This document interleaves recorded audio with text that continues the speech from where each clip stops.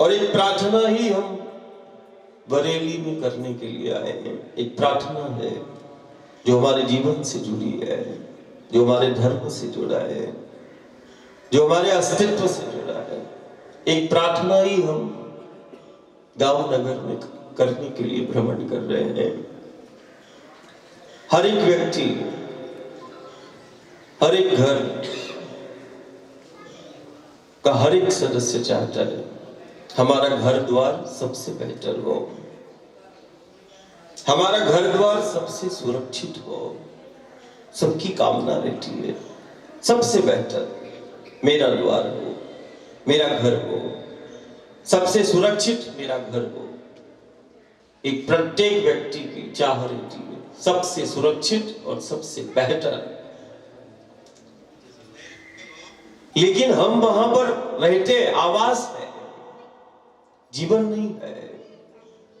जिस द्वार से हमारा जीवन चलता है उसको भी हमें बेहतर, सबसे सुरक्षित करना पड़ेगा।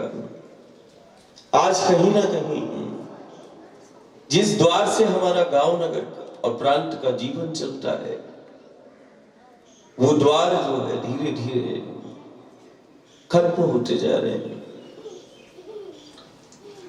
हम उसी मां नर्मदा के तीर्थ क्षेत्र में रहते, गांव नगर बसे, मां के आंचल में बसे हैं। जैसे प्रत्येक घर को और उसके एक एक सदस्य को घर की जानकारी रहती है, कारण वो जुड़ा है। ऐसे ही हमारे गांव नगर उस मां नर्मदा के द्वार से जुड़े हैं, हमें भी उसकी जानकारी का होना आवश्यक है।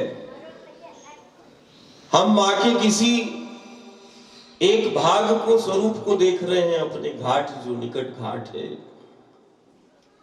लेकिन आज की स्थिति जो है, आज हमें 82 दिन हो गए, 83 हो गए, 83 दिन हो गए। कैसे? उसी मां के जल पर हैं हम।